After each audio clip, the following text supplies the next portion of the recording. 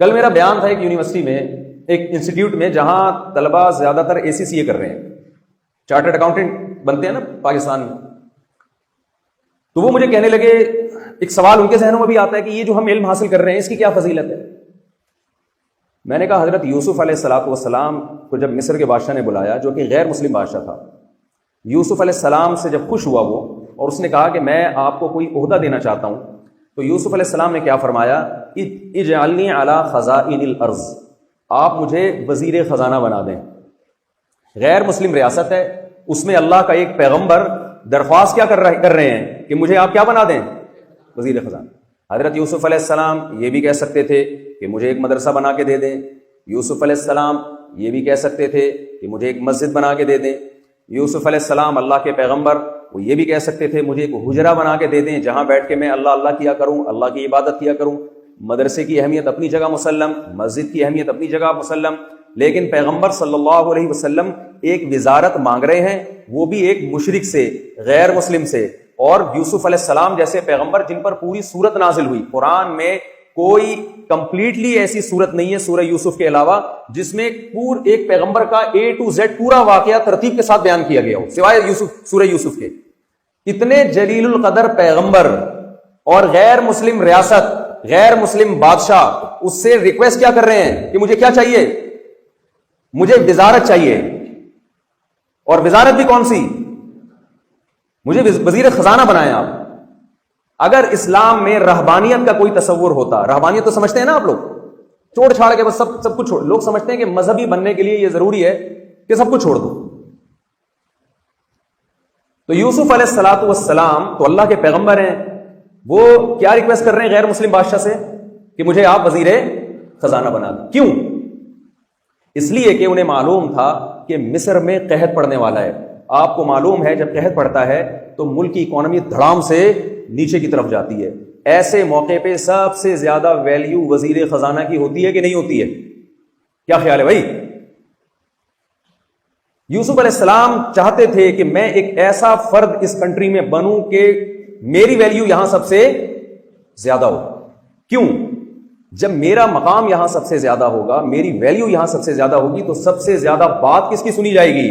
میری بات سنی جائے گی. تو اس کے لیے یوسف علیہ السلام نے کیا فرمایا؟ بادشاہ سے کہا کہ مجھے آپ وزیر خزانہ بنا دیں.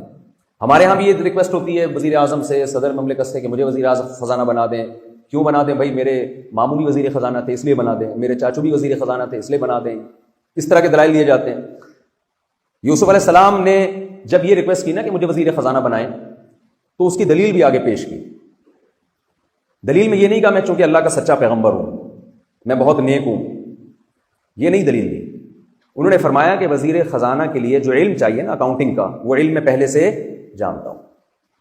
وزیر خزانہ میں 2 کوالٹی کا ہونا ضروری ہے. نمبر 1 مسلم، ایسا نہ ہو کہ وہی خزانے خالی کرنا شروع کر دیں.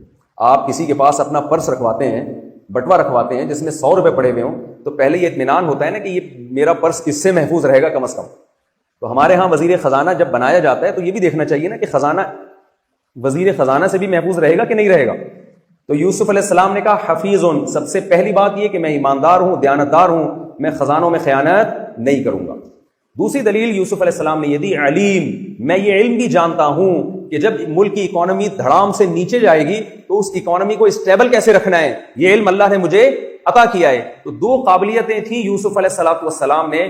یوسف علیہ السلام نے ان 2 ایبلٹیز اور 2 قابلیت کو پیش کر کے یہ مطالبہ کیا کہ آپ مجھے ملک کے خزانے میرے حوالے کر دیں. یوسف علیہ السلام کا ہدف کیا تھا؟ قرآن کی اس آیت، جو اس زمانے میں جو بھی آسمانی کتاب تھی، لیبلوکم ایکم احسن عملا، اللہ نے پیدا اس لیے کیا ہے، اللہ دیکھنا چاہتے ہیں تم میں سے کون اچھا عمل کرتا ہے.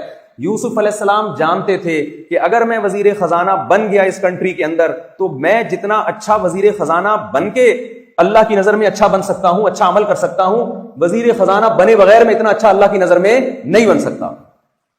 سمجھ میں آ رہی ہے بات کہ نہیں آ رہی ہے؟ آپ کہیں گے یار وزیر خزانہ وزارت کا عہدہ قبول کر رہے ہیں، ریکویسٹ کر رہے ہیں، اور مقصد کیا ہے؟ اللہ کو راضی کرنا. کیوں؟ یوسف علیہ السلام کو یہ بات معلوم تھی کہ اگر یہ کنٹری، یہ ملک کسی نااہل کے ہاتھ میں چلا گیا تو جب مصر میں 7 سال قحط پڑے گا تو کنٹری کا بیڑا غرق ہو جائے گا. لوگ بھوک سے مریں گے, یہ بھی مریں گے, اور ان کے ارد گرد جتنے لوگ ہیں وہ بھی مر جائیں گے بھوک سے. یوسف علیہ السلام نے اس کنٹری کے لوگوں کو اور انسانیت کو بھوک سے مرنے سے بچانے کے لیے سارے خزانے کس کے ہاتھ میں لے لیے؟ اپنے ہاتھ. خواب آیا تھا نا مصر کے بادشاہ کو کہ میں نے 7 موٹی گائے دیکھی ہیں جو 7 دبلی گایوں کو کھا رہی ہیں. خواب کی تعبیر پوچھی گئی تو یوسف علیہ السلام نے تعبیر یہ بتائی کہ 7 سال تو مصر میں بارشیں ہوں گی, اس کے بعد 7 سال کے لیے قحط پڑ جائے گا. تو آپ کو پہلے سے اتنا اسٹور کرنا ہے, فیوچر کی پلاننگ کرنی ہے کہ مصر وہ 7 سال عافیت کے ساتھ گزار لے اور دنیا کی مدد بھی کرے. جب یوسف علیہ السلام مصر میں وزیر خزانہ بنے ہیں تو نہ صرف یہ کہ مصر میں لوگ بھوک سے مرنے سے بچے, بلکہ پوری دنیا سے تاجروں نے رابطہ کیا, لوگوں نے رابطہ کیا. بھائی اس وقت مصر کی گورنمنٹ ایسی ہے جن کے گودام گندم سے بھرے ہوئے, اس کے علاوہ دنیا میں کہیں بھی راشن نہیں مل رہا. تو یوسف علیہ السلام نے اپنے کنٹری کو بچایا بھی اور دوسرے ملکوں کی مدد بھی کی. ایک پیغمبر کی سیرت میں ہمیں یہ سبق ملتا ہے کہ آپ اچھا بننے کے لیے آپ کو کوئی شعبہ چھوڑنے کی ضرورت نہیں ہے. اس شعبے میں آپ اپنی نیت اچھی کر لیں تو آپ کا شمار اللہ کی نظر میں اچھے لوگوں میں ہو جائے. میں سمجھا پا رہا ہوں اپنی بات؟ بھئی آپ یہاں پڑھ رہے ہیں, یہاں شریعت کا حکم کیا ہے, نبی صلی اللہ علیہ وسلم کی تعلیمات کیا ہیں؟ وَيْلٌ لِّلْمُطَفِّفِينَ الَّذِينَ إِذَا اكْتَالُوا عَلَى النَّاسِ يَسْتَوْفُونَ وَإِذَا كَالُوهُمْ أَوْ وَزَنُوهُمْ يُخْسِرُونَ. تباہی بربادی ہے قیامت کے دن ان لوگوں کے لیے جو اپنا حق لینے کی باری آتی ہے تو حق پورا لیتے ہیں, جب حق دینے کی باری آتی ہے تو اس میں ڈنڈی مارتے ہیں. آپ پر یہاں ملک اور قوم کے وسائل خرچ ہو رہے ہیں, یہ آپ حق ہے جو لے رہے ہیں, لیکن قوم آپ سے بھی مطالبہ کرتی ہے کہ جس بیسس پر آپ کو یہاں آپ پر جو وسائل خرچ ہو رہے ہیں آپ ان معیارات پہ پورا اتر کے دکھائیں. اگر آپ اس معیار پہ پورا نہیں اترتے, آپ محنت میں سستی کرتے ہیں, آپ لا کو فالو نہیں کرتے, آپ ٹیچرز کا احترام نہیں کرتے, اس کا مطلب اپنا حق لینے کی باری میں آپ تیز ہیں لیکن حق دینے کی باری میں آپ کیا کر رہے ہیں؟ گڑبڑ کر رہے ہیں. تو سب سے پہلے آپ نے اپنی زندگی کا یہ ہدف بنانا ہے کہ ہم اس دنیا میں ہیں کیوں. اور قرآن نے کیا کہا ہے؟ آپ کی آزمائش ہے کہ کون اچھا بن کے آتا ہے اور کون میرے سامنے برا بن کے آتا ہے.